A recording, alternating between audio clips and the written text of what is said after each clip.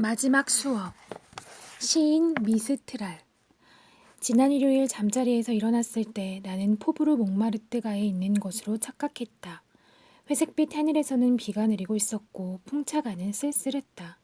이렇게 찬비가 내리는 날 집에 있기가 고통스러웠는데 프레데릭 미스트랄을 찾아가서 위안을 좀 얻고 싶은 생각이 문득 머리에 떠올랐다.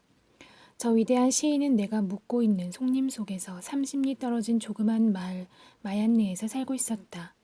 생각이 떠오르자 곧 길을 떠났다.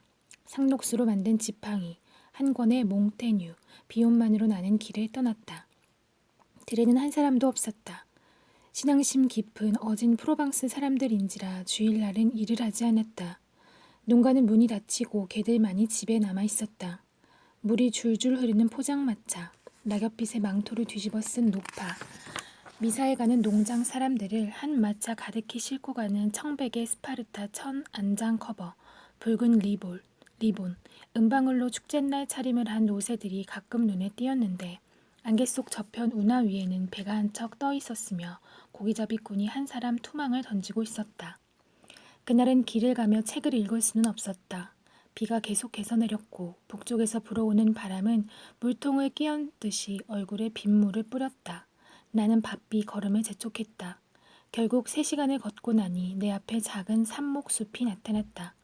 숲 한가운데 마얀느 마을이 사나운 바람을 피하여 몸을 웅크리고 있었다. 마을의 길거리에는 고양이 한 마리 없었다. 마을 사람들은 모두 대미사에 참석하고 있었다. 내가 교회 앞을 지날 때 세르팡 나팔이 울리고 있었으며 오색창 너머로는 촛불이 타고 있는 것이 보였다. 시인의 집은 마을 끝에 있었다. 성 레미가의 왼편으로 마지막 집, 앞에 정원이 있는 작은 2층 집이었다. 나는 살그머니 들어갔다. 아무도 없었다. 객실 문은 닫혀 있었으나 안에서는 누가 왔다 갔다 하며 큰 소리로 떠들고 있었다. 아주 귀에 익은 목소리와 발자국 소리였다. 나는 설레이는 마음으로 석회를 칠한 복도에서 문의 손잡이를 잡은 채 잠시 동안 서 있었다. 가슴이 두근거렸다. 그가 있다. 그는 시를 짓고 있다. 한 귀절을 마칠 때까지 기다려야 할까? 그러나 하는 수 없지. 들어가 보자. 아, 파리의 친구들이여. 그대들은 저 마얀느의 시인이 자기 딸 미에이유에게 파리 구경을 시키려고 빳빳한 칼날을 달고 자기의 명성만큼 거추장스런 커다란 모자를 쓰고 그대들의 살롱에 나타났을 때 저 양복을 입은 아메리카 토인 같은 그의 모습을 보고 미스트랄이 저렇게 생겼구나 생각하였겠지만 그건 미스트랄의 참다운 모습이 아니다. 미스트랄은 이 세상에 오직 한 사람, 내가 지난 일요일 그의 마을로 불쑥 찾아갔을 때 본 것이 진짜 미스트랄의 모습이었다. 그는 펠트 모자를 귀까지 눌러쓰고 조끼도 없이 재킷만 입고 있었는데 붉은 카타노뉴 천으로 만든 허리띠를 두르고 있었다. 눈에서는 빛이 나고 광대뼈에서는 영감의 불길이 타오르고 있었으며 히랍의 목자처럼 우아한 미소를 짓고 있었다. 그는 두 손을 호주머니에 찌른 채 성큼성큼 걸어다니며 시를 짓고 있었던 것이다. 야, 자네가 오다니. 그는 내 목을 끌어안으며 소리쳤다. 잘 왔네. 바로 오늘이 마얀느의 축제일이라네. 아비뇽에서 온 음악대의 연주, 투옥, 경축, 행렬, 파랑돌, 춤 정말 볼만할 거야. 어머니도 미사에서 곧 돌아오실 걸세. 우리 점심 식사나 하고 자, 아름다운 아가씨들의 춤추는 곳을 구경하러 가세. 그가 이야기하고 있는 동안 나는 밝은 색깔의 용단으로 벽을 꾸민 작은 객실을 감격해서 둘러보고 있었다. 내가 와본 것은 아주 오래전이었다. 그때 나는 매우 즐거운 시간을 보냈던 것이다. 변한 것은 아무것도 없었다. 노란 방석이 놓인 소파, 2개의 밀집 의자, 벽난로 위에 놓인 팔 없는 비너스상과 아를레의 비너스상, 에베르가 그린 시인의 초상화, 에티엔느 카르자가 찍은 그의 사진, 방 한편 구석 창문 곁에 놓인 책상, 등기 수부개의 초라한 작은 책상과 같았으며 낡은 고본과 사전들이 가득 쌓여 있었다. 아무것도 변한 것이 없었다. 책상 한복판에 두꺼운 노트가 한 권 펼쳐져 있었다. 그것은 프레데릭 미스트랄의 새 작품 칼랑달이었다. 그것은 연말 크리스마스를 가해 출판하기로 되어 있었던 것이다. 미스트랄은 저 한 편의 작품을 쓰는데 7년이나 걸렸다. 그리고 마지막 귀절을 쓴 지 거의 6개월이 되었건만 그는 아직도 손을 떼지 못하고 있다. 시의 귀절을 새로이 손질하고 어감이 더욱 좋은 운을 찾아내려는 그의 노력은 끝이 없었다. 미스트랄은 프로방스어로 시를 쓰고 있었지만 시를 쓰는 그의 태도는 누구나 반드시 원어로 읽어서 훌륭한 시를 만들기 위해 들인 시인의 노력을 마땅히 이해해야 된다고 믿고 있는 것 같았다. 오, 위대한 시인! 몽테뉴의 다음과 같은 말은 바로 미스트랄을 두고 한 말이었을 것이다. 세상이 조금도 알아주지 않는 예술을 무엇 때문에 그렇게 고생하며 하느냐고 누가 물었을 때 알아주는 사람이 적어도 좋습니다. 단 한 사람이라도 좋습니다. 한 사람도 없어도 좋습니다. 라고 대답하는 사람을 상상해 보시라. 나는 칼랑달에 적힌 노트를 손에 들고 감동해서 책장을 넘기고 있었다. 그때 갑자기 피리 소리와 북소리가 창문 앞 길에서 들려왔다. 그러자 친구 미스트랄은 찬장으로 달려가 술잔과 술병을 끄집어내고 방 한가운데 식탁을 끌어다 놓고는 악사들에게 문을 열어주며 나에게 이렇게 말했다. 웃지 말게. 나에게 오바드를 연주해 주러 온 사람들이라네. 작은 방이 사람들로 가득 찼다. 그들은 북을 걸상 위에 놓고 낡은 길을 구석에 세워놓은 다음 한 차례 술을 마셨다. 미스트랄의 건강을 비는 축배로 몇 병의 포도주를 비우고 무도회가 작년만큼 성대할 것인가, 투우는 잘 진행될 것인가, 축제 일에 대한 진지한 의논을 하더니 악사들은 다른 의원들 집에 가서 오바드를 연주하기 위해 물러갔다. 그때 미스트랄의 어머님이 돌아오셨다. 잠깐 사이에 식탁이 마련되었다. 하얀 식탁보와 두 사람 몫의 식기가 놓였다. 나는 이 집안의 풍습을 잘 알고 있었다. 미스트랄에게 손님이 있을 때는 어머니는 식탁을 같이 하지 않는 것이었다. 저 가엾은 할머니는 프로방스 지방의 말밖에 몰랐으며 표준어를 쓰는 사람들과 이야기하기를 피하는 것이었다. 그리고 또한 부엌에서 할 일이 있었던 것이다. 아, 그날 아침 식사는 정말 훌륭했다. 구운 염소고기, 산에서 만든 치즈, 포도주, 무화과와 사양 포도. 이 모든 것과 함께 마시는 술은 버방들이 마시는 잔 속에서 아름다운 장밋빛을 띠는 샤토네프 포도주였다. 식사를 마치자 나는 시가 적힌 노트를 찾아다 식탁 위 미스트랄 앞에 놓았다. 밖으로 나가기로 했잖아. 시인은 웃으며 말했다. 안 돼. 칼랑달을 들어야지. 칼랑달을. 미스트랄은 하는 수 없다는 듯이 손으로 박자를 맞춰가며 부드럽고 음악적인 음성으로 시를 읊어대기 시작했다. 사랑에 미친 아가씨의 슬픈 사연을 이야기하였으니 나는 노래하리라. 신이 원한다면 카시스의 아들 가련한 어린 고기잡이를. 밖에서는 저녁 종소리가 울렸다. 광장에서는 불꽃이 터지고 피리 소리가 북소리에 섞여 거리를 지나갔다. 경기장으로 몰고 가는 카마르그의 투우들을 으르렁거렸다. 나는 식탁 위에 팔을 괴고 감격의 눈물을 흘리며 프로방스의 어린 고기잡이의 이야기를 듣고 있었다. 칼랑달은 고기잡이에 지나지 않았으나 사람이 그를 영웅으로 만들었다. 어여쁜 애인 에스테렐의 마음을 사려고 그는 많은 신비로운 사건을 터뜨렸다. 헤르콜레스의 12가지 기적도 그가 한 일과 비교하면 아무것도 아니었다. 그는 부자가 되어 보겠다고 결심하고 놀라운 어로 기구를 만들어서 바다에 있는 고기를 모두 잡아오기도 하고 올리올 협곡의 흉악한 도적 3배랑 100작을 그의 부하와 정보들이 모여있는 소굴까지 추격하기도 하였다. 저 나이 어린 칼랑달은 얼마나 억센 쾌남아였던가.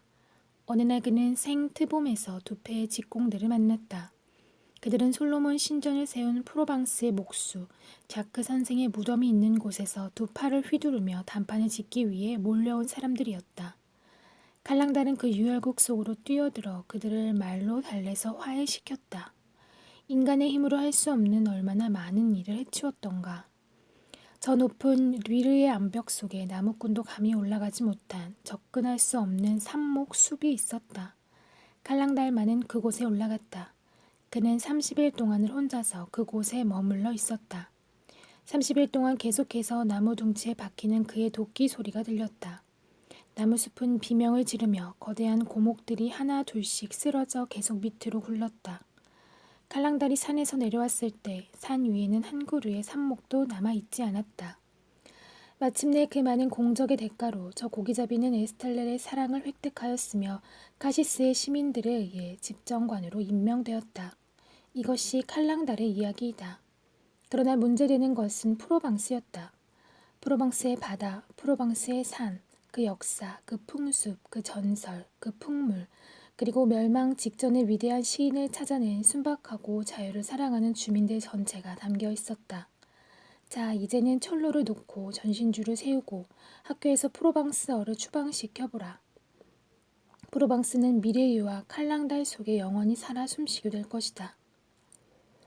시는 그만 집어치웁시다. 경축제를 보러 가야지. 미스트랄은 노트를 덮으면서 말했다. 우리는 밖으로 나갔다. 마을 사람들이 온통 길에 나와 있었다. 거센 북풍이 휘몰아쳐 하늘을 깨끗이 청소해 놓았다. 하늘엔 비에 젖은 붉은 지붕들 위에서 즐겁게 빛나고 있었다. 우리가 도착했을 때는 마침 경축 행렬이 다시 돌아오고 있었다. 1시간 동안이나 계속되는 끝없는 행렬이었다. 백색, 청색, 회색의 모자 달린 외투를 입은 회계 신도들, 면사포를 쓴 처녀 신도단, 금꽃을 넣은 장밋빛 기치들, 네 사람이 어깨 위에 메고 가는 금칠이 벗겨진 대성인들의 목상, 손에 커다란 꽃다발을 든 우산 같은 채색된 자기 성녀상들, 법의, 성합, 초록색 빌로도, 천개, 흰 명주로 가장자리를 싼 십자가, 이 모든 것이 성가와 연도, 일제히 울리는 종소리 속에 큰 촛불과 햇빛을 받으며 바람에 물결치고 있었다. 행렬이 끝나고 상상이 성당 안에 안치되자 우리는 투우를 보러 갔다. 그리고는 프로방스의 여러 가지 즐거운 경축 행사와 경기를 보았다. 우리가 마얀네에 다시 돌아왔을 때는 깜깜한 밤이었다. 미스트랄이 친구 지도르와 노름하러 간다는 광장의 작은 카페 앞에는 벌써 경축의 불꽃이 타고 있었다. 파랑돌 춤이 시작되고 있었고 종이를 오려서 만든 초롱이 사방 어둠 속에서 불을 켜고 있었다. 젊은이들이 자리를 잡고 섰다.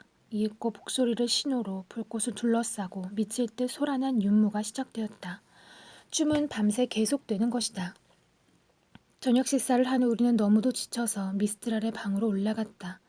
커다란 침대가 둘 놓인 검소한 농부의 방이었다. 벽에는 벽지도 바르지 않았고 천정의 목재가 그대로 보였다. 4년 전 일이었다. 할리머니 미래위의 저자에게 3,000프랑의 상금을 주었을 때 미스트랄 노부인께서 이런 건의를 했다. 네 방의 벽과 천정을 바르면 어떻겠니? 부인은 아들에게 이렇게 말했다. 아니요, 안 됩니다. 미스트랄은 대답했다. 그건 시인들의 돈입니다. 그 돈을 쓸 수는 없어요. 그래야 그 방은 벽지를 바르지 않은 채로 있게 되었다. 그러나 그 시인들의 돈이 떨어지지 않고 있는 한 미스트랄은 자기를 찾아와서 도움을 청하는 사람들에게 언제나 선선히 돈을 내주었다. 나는 칼랑달의 시골을 방으로 가져와서 자기 전에 한 귀절을 다시 읽어달라고 부탁했다. 미스트랄은 독일의 사파를 선택했다. 간단히 이야기하면 이렇다.